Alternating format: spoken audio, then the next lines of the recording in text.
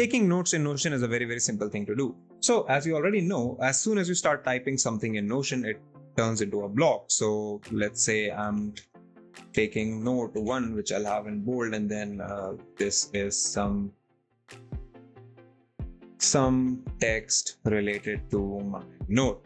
All right, so this is one note, and I can just go on and keep on adding more notes as I go along. But as you can see, this is not really a very organized way of taking notes, because as you keep going down the page, this will just become too much to handle. A better way of taking notes, or at least the one that I use, if you don't just want to jot down random text within Notion, you can go ahead and divide this with dividers so that there are, some clearance between each one of your notes. So I use this every time I have to jot down a quick note and I won't have time to create a table or a database. But otherwise, this approach does help. You can also just add a little bit of markdown to turn the note titles into headings, and that can have a completely good and sort of derived way of getting your notes up and running. But a better way of doing this is using Notion databases. So let's insert an inline database. I am going to call it personal notes. So as you now know, every element in this database is going to be a separate page. So I can have note 1, and then I can click on this new page option and create note 2, then click on new page, create note 3.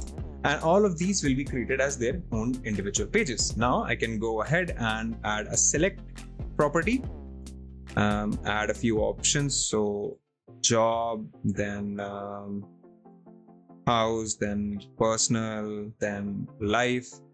And then I can assign individual categories to these particular notes. And then you can just add a text field here. So you can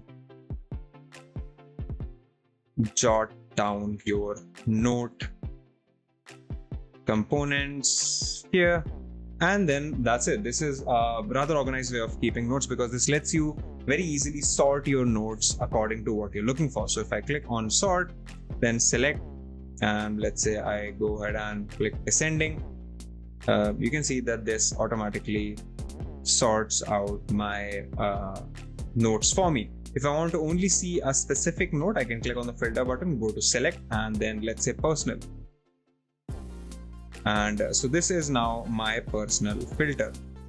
I can also rename this filter to, so that's a table renaming, but you can have this filter active. So you can either select the ascending or descending view, and you can work with those filters enabled. So this filter will now only show you your personal notes. If I go ahead and uncheck this filter, you can see I can see all of my notes, and then I can use this filter to look for whatever kind of note that I'm looking for. So that's another useful opportunity. And then of course, if you want to go ahead and add more information to your notes, something that you don't want to store in this table, you can just click on this open button, and this opens up the note in SidePeek, which is basically an entire page for you to work with. So you can have to-do lists, you can have numbered lists. In here you can have paragraphs of text deciding what you want to do, and that's that. Then this is how easily you can make and save notes in Notion. If you like this video, consider subscribing, give us a thumbs up, press the bell icon, and tell us in the comments below what more such videos can we make for you. If you'd like to know more about tech, visit our website, Candid.Technology, follow us on social media, and if these videos don't help you out as much, do consider getting a membership. That's it for today, and we'll see you in the next video.